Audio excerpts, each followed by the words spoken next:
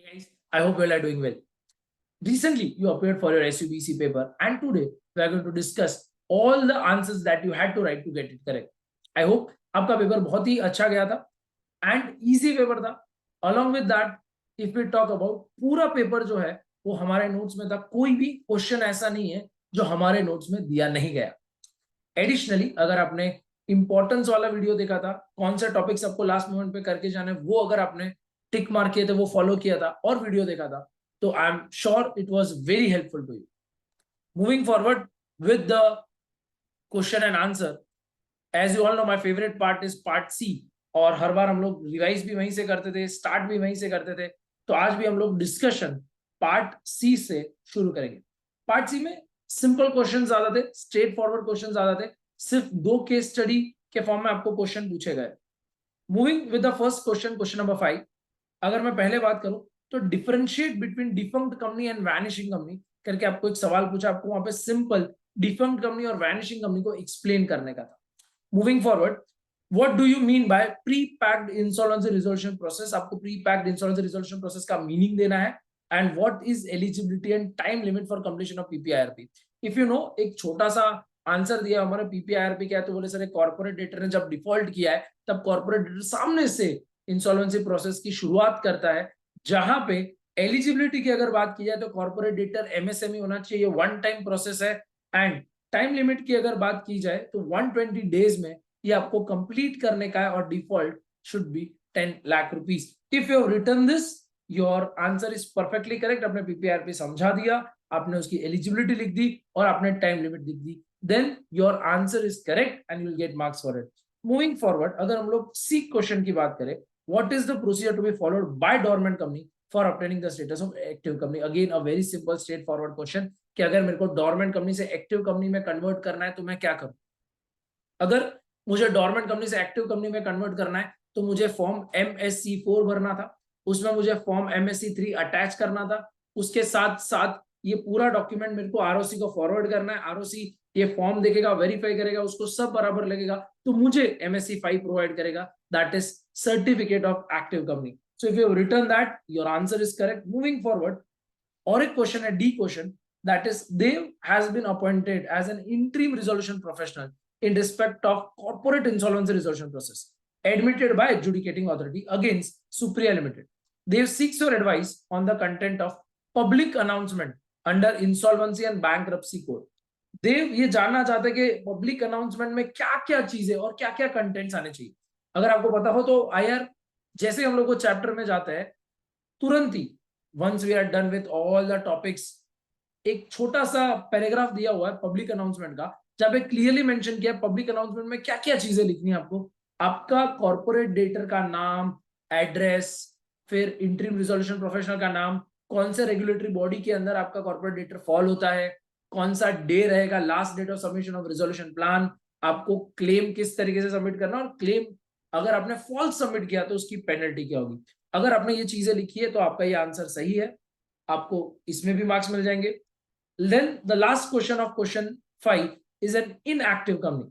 आपको simple dormant company में अगर आपको पता हो तो एक पोर्शन दिया इनएक्टिव कंपनी का. कौन इनएक्टिव कंपनी है? ऐसी कंपनी जिसने बिजनेस ऑपरेशन शुरू नहीं किया, या तो ऐसी कंपनी जिसने पिछले 2 सालों से, ऐसी कंपनी जिसने पिछले 2 सालों से ना एनुअल स्टेटमेंट, फाइनेंशियल रिटर्न भरा है, ना ही तो इन्होंने कोई भी सिग्निफिकेंट अकाउंटिंग ट्रांजैक्शन किए. अगर आपने ये चीज लिखी है तो आपका ये आंसर भी परफेक्ट है. Moving to question number 6, 2 question है उसमें. पहला है BBIL and unlisted public company insurance business कर रही है एंड बीबीआईएल ने बहुत सारे लॉसेस इंकर किए हुए and has applied for striking off the name for due payments to all the creditors. The register of companies requires no objection certificate from the appropriate regulatory authorities whether NOC is required or not. जैसे कि आपको पता है कि अपना जो strike off वाला chapter है, वहां पे एक आपको चार्ट फॉर्म में दिया गया था कि हमारा जो कंपनी है अगर वो कोई रेगुलेटरी अथॉरिटी के अंदर आता है तो आपको वो रेगुलेटरी अथॉरिटी की एनओसी लेनी पड़ेगी before striking off.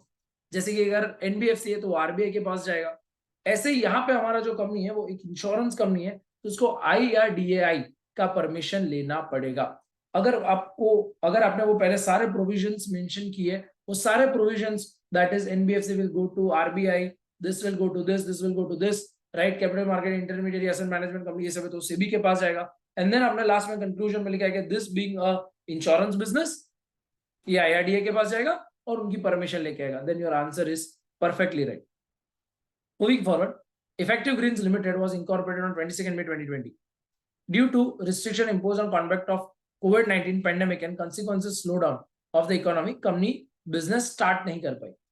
Register of Companies removed the name of the company from the Register of Companies without giving any proper notice to the company। जैसे कि आपको पता है कि आरओसी अगर कोई भी कंपनी को रिमूव करना चाहता है तो उसको STK1 पहले फाइल करना पड़ेगा। STK1 फाइल करने के बाद आपको अपॉर्चुनिटी ऑफ बीइंग हर्ड देने के बाद OBH जो हम लोग क्लास में बोलते थे बार बार, फिर आपको स्ट्राइक ऑफ करेगा।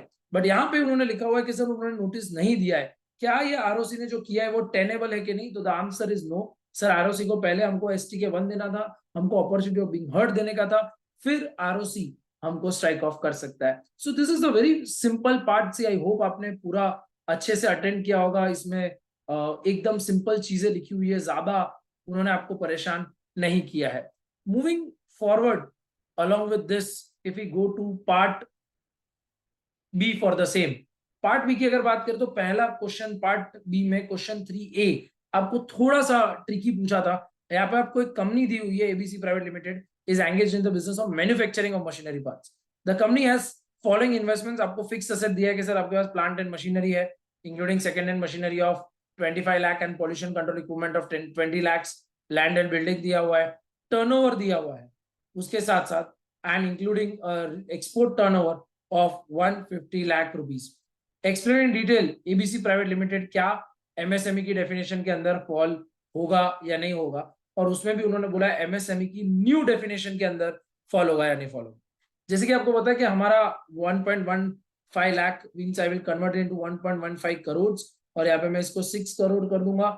यहाँ पे इन्होंने इनडायरेक्टली मेंशन किया कि इसमें से सर सेकेंड हैंड मशीनरी थी 25 लाख की and pollution control equipments 20 lakh का है, और यहाँ पे एक्सपोर्ट टर्नओवर आपको दिया हुआ है दैट इज ऑफ 150 लाख। अगर बात करें एमएसएमई की डेफिनेशन की तो आपको पता है माइक्रो जो है, माइक्रो की डेफिनेशन हम लोग बात करें तो investment in plant and machinery not exceeding 1 crore and turnover does not exceed 5 crore. अगर हम लोग स्मॉल की बात करें तो investment in plant and machinery does not exceed कितना था 10 crore, and investment in plant and machinery does not exceed 10 crore and turnover does not exceed 50 crore. और अगर हम लोग मीडियम की बात करें तो वहां पे प्लांट एंड मशीनरी में इन्वेस्टमेंट आपका 50 करोड़ से ज्यादा नहीं होना चाहिए था, और उसके साथ साथ आपका जो टर्नओवर है वो आपका 250 करोड़ से ज्यादा नहीं होना चाहिए। खैर मीडियम की बात यहाँ पे नहीं आती, यहाँ पे बेसिक कंफ्यूजन ये है कि क्या ये माइक्रो में फॉल होता है या ये स्मॉल में फॉल होता है। अगर हम लोग यहाँ पे सिर्फ टर्नओवर को भी देखें तो टर्नओवर उसका 6 करोड़ से, राइट, जिसमें से इंक्लूडिंग एक्सपोर्ट टर्नओवर। अब एक्सपोर्ट से टर्नओवर हो ना हो हमको वांदा नहीं है, अगर आपका यहाँ पे टर्नओवर 5 करोड़ से ऊपर है तो आप सीधे सीधे स्मॉल कंपनी में फॉल हो जाओगे। तो यहाँ पे आपको लिखना था कि सर प्रोविजंस लिखा, आपने पूरा डेफिनेशन लिखा, और डेफिनेशन के बाद आप क्या लिखोगे sir this is a small company as per the definition और new definition of MSME. Moving forward, एक फैक्ट्री है in which 400 employees are employed and covered under the Payment of Wages Act. It wants to fix the date of payment as 1.5 months and make the payment of wages within 10 days after the last date of payment period. As you all know, कोई भी payment period जो है वो 1 महीने से ज्यादा का नहीं हो सकता, और अगर आपके वहां पे 1000 एम्प्लॉइज से ज्यादा है तो वेज पीरियड के एंड में आप 10th डे सिलेक्ट कर सकते हैं। बट यहाँ पे आपके पास सिर्फ 400 एम्प्लॉई है तो आपका वेज पीरियड एंड से 7th डे होना चाहिए। अगर ये आपने लिखा है तो आपका आंसर परफेक्ट है। मूविंग फॉरवर्ड, एक क्वेश्चन सी दिया हुआ है, इन फॉलोइंग केसेस ओनर कौन है कॉपीराइट। जैसे कि आपको पता है कि ये सिंपल क्वेश्चन है, हमारे बुक से सीधा सीधा पूछा हुआ है। म्यूजिक रिकॉर्डिंग में सर ओनर कौन होगा, तो लिरिसिस्ट, कंपोजर, ये सारे हमारे ओनर है। अगर कोई जर्नलिस्ट वर्क कर रहा है ड्यूरिंग एम्प्लॉयमेंट, अगर एक जर्नलिस्ट वर्क कर रहा है ड्यूरिंग एम्प्लॉयमेंट तो जिसने एम्प्लॉयमेंट में रखा है वो इसका ओनर है। अगर आप पेंट पोर्ट्रे कर रहे हो किसी इंस्टेंस, किसी पर्सन के इंस्टेंस पे, तो जिसके इंस्टेंस पे आप काम कर रहे हो वो इसका ओनर है। अगर आप क्वेश्चन पेपर ड्राफ्ट कर रहे हो, अगेन आप किसी के इंस्टेंस पे काम कर रहे हो तो वो ओनर होगा। अगर एक book written by teacher being employed in a college, again आप एम्प्लॉयमेंट में हो तो वहां पे जो ओनर होगा वो कौन होगा? College, because they are paying to do that work. So उसके इंस्टेंस पे आप काम कर रहे हो, तो वहां पे college will be the owner of it. I hope आपने ये आंसर इसी तरीके से लिखे।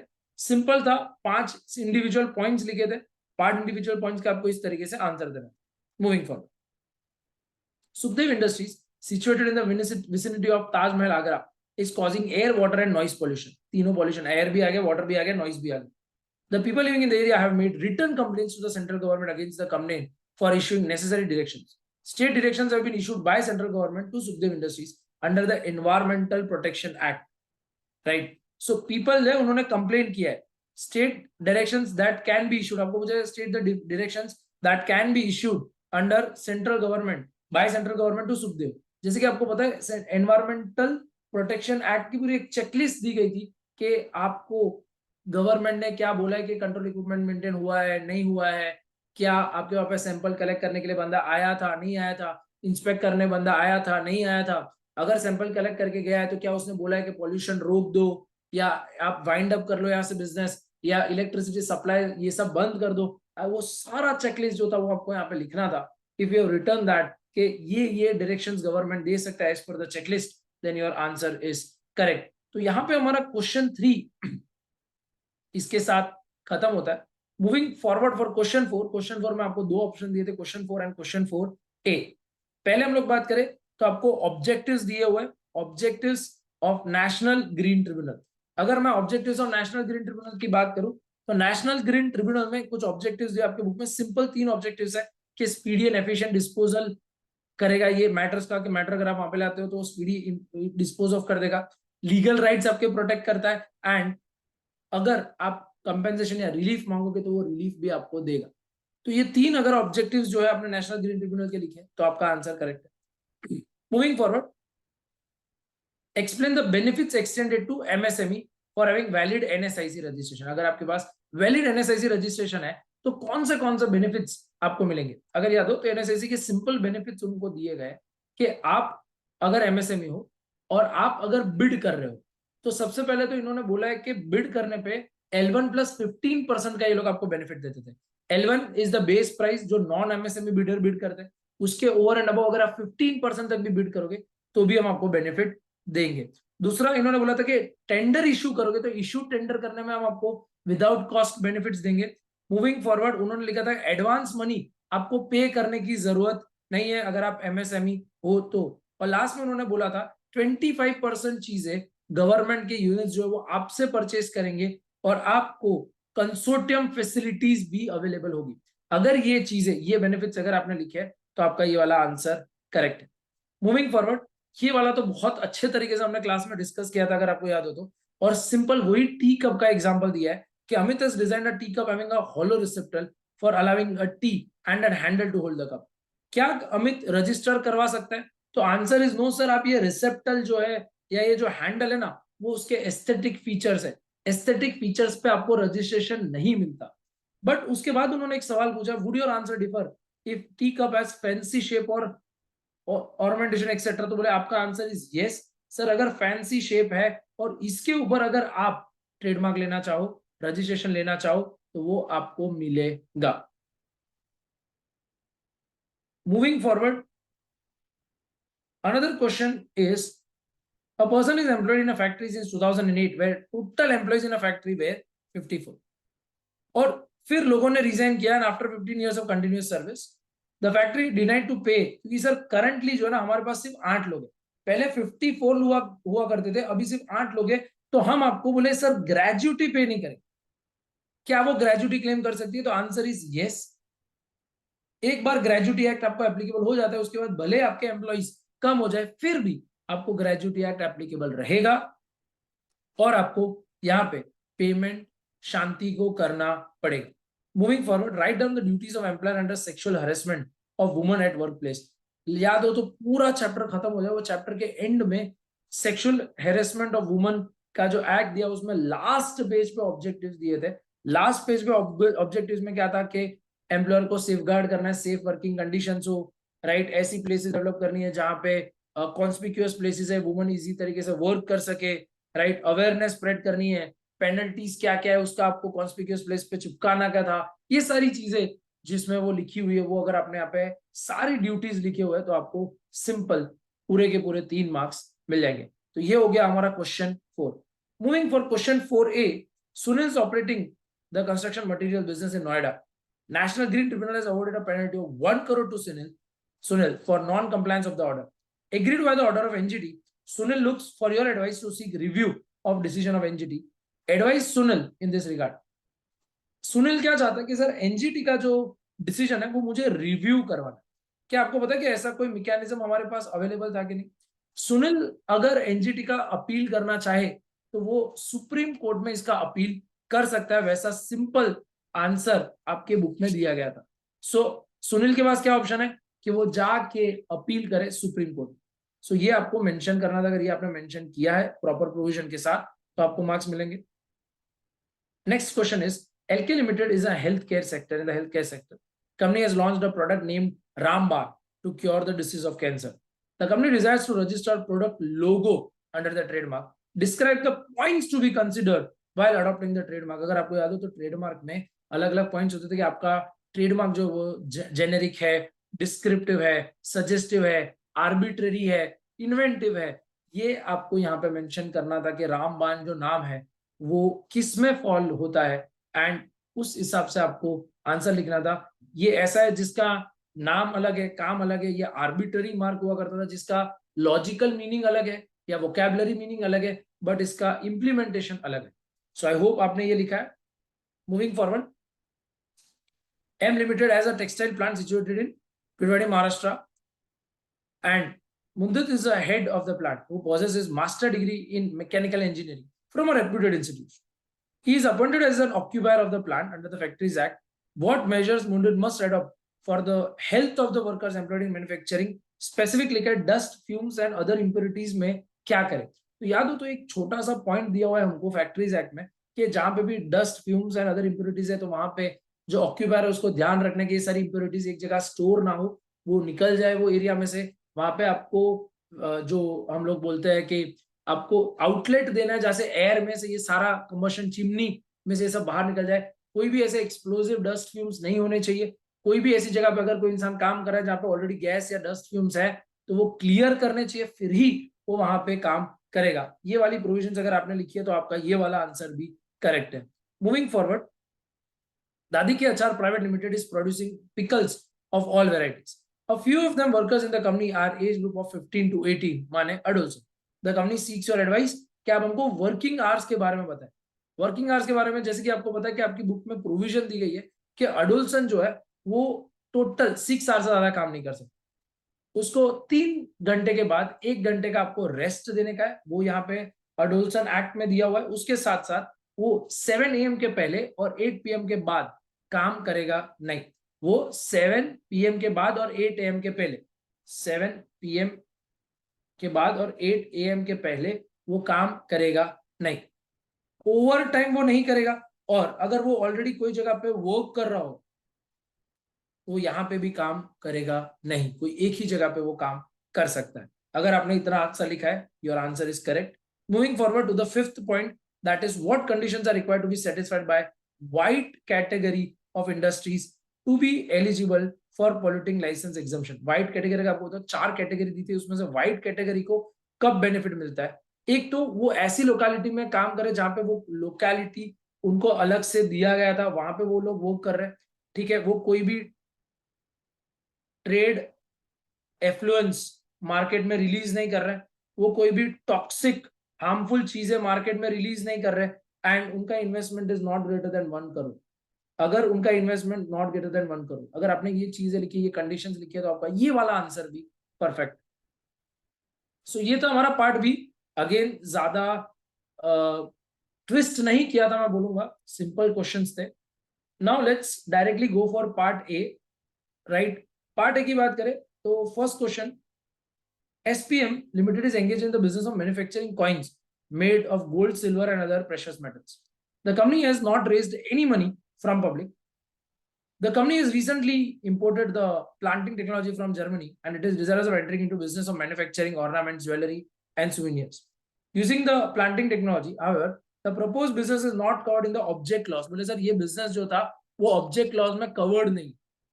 क्या करें, तो ऑब्जेक्ट क्लॉज का आपको ऑल्टरेशन बोला हुआ, याद करो बुक में simply third chapter part 2 alteration में ऑब्जेक्ट क्लॉज किस तरीके से ऑल्टर करें उसका पूरा procedure starting from board meeting to MGT 14 दिया था, आपको वो पूरा प्रोविजन लिखना था।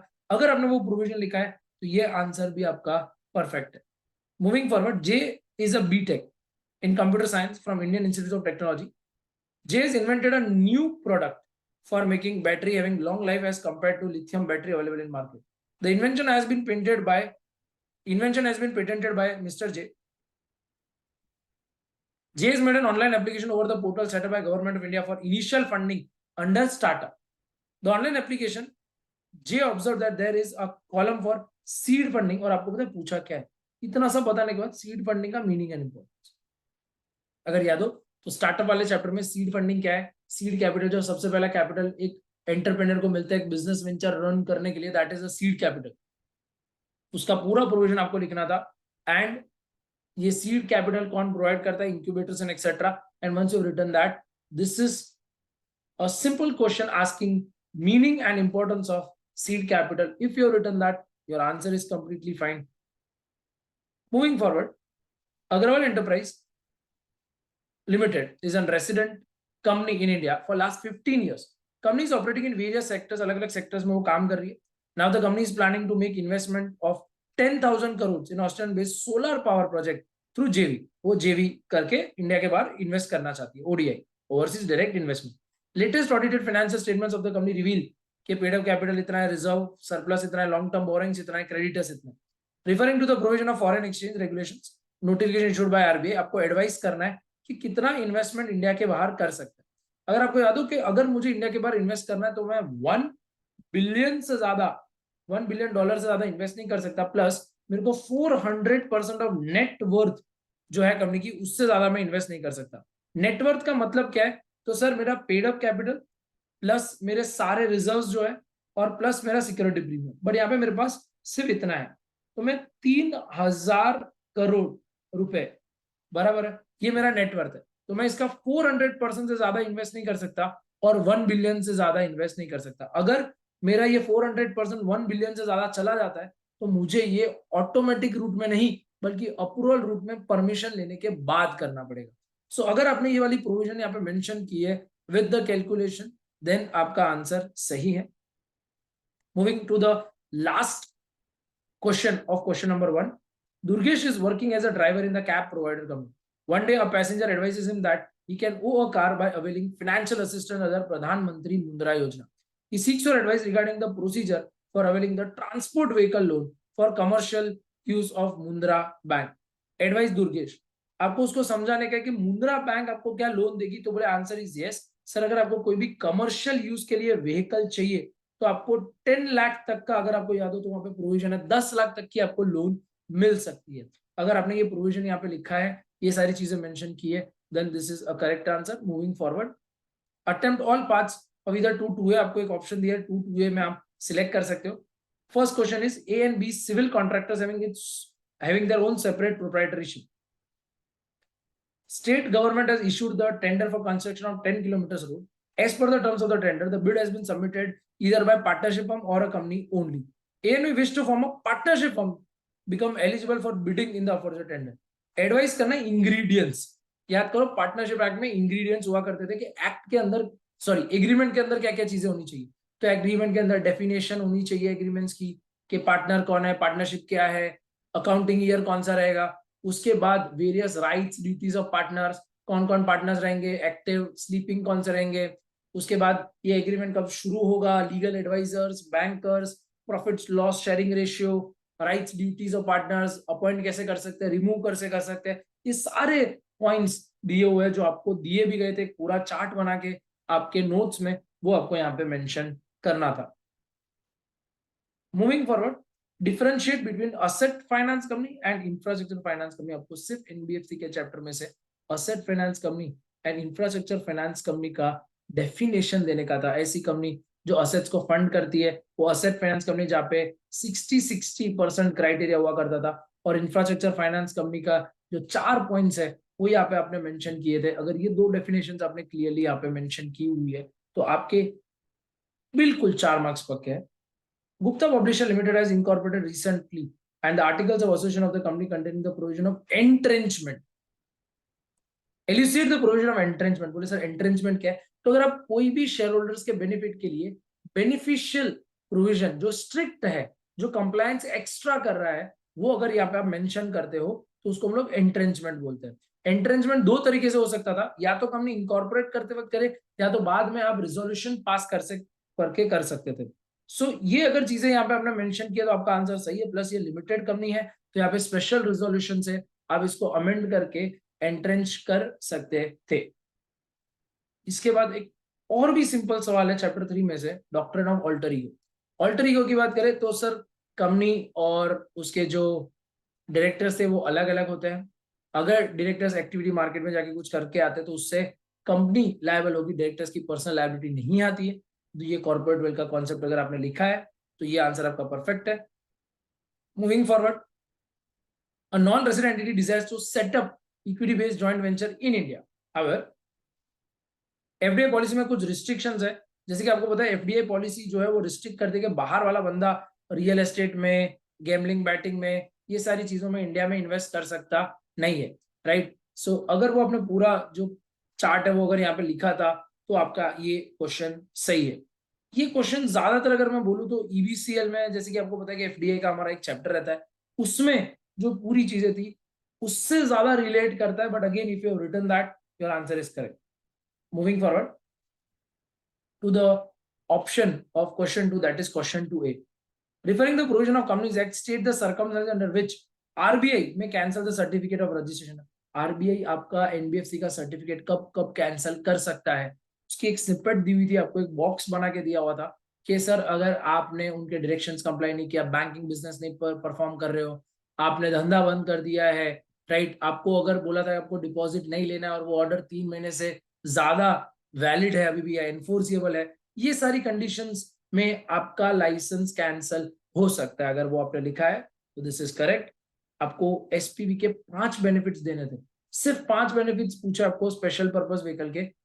अगेन स्पेशल पर्पस व्हीकल आप जिस जो मोड में सिलेक्ट करते हो उसके हिसाब से आपको टैक्स बेनिफिट मिलेगा, आपको कंप्लायंस कॉस्ट कम पड़ेगा, आपको मैनेजरियल कॉस्ट कम पड़ेगा, मैनेज कैसे करना है depending on what business model you select, उसके बेसिस पे वो जो सारे पॉइंट्स है उसमें से सिर्फ 5 पॉइंट्स आपको लिखने, अगर वो आपने यहाँ पे मेंशन किए that is to be mentioned and your answer is correct.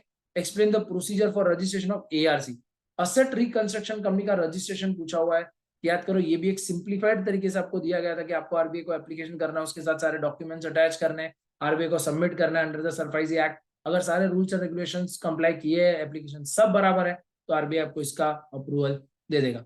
The last 2 questions of our paper, first is ABC LLP has registered office in Kanpur. For better administration convenient, LLP को shift करना है अपना registered office Kanpur to NCT of Delhi. Advise LLP regarding the various formalities that need to be complied with registered from Kanpur to Delhi. आपको यहाँ पे one state to another state आप आपकी company को LLP को आप शिफ्ट कर रहे हो, वहां पे जैसे कि आपको पता है अपने पार्टनर्स की मीटिंग बुलानी है, पार्टनर्स की मीटिंग में आपको सारे पार्टनर्स की कंसेंट लेनी है, उसके बाद इसकी आपको एडवर्टीजमेंट दे रही है 21 डेज बिफोर, और सिक्योर्ड क्रेडिटर्स की परमिशन लेनी है। ये आपने कंप्लायंस कर दिया, उसके बाद आपको फॉर्म 15 भरने का था।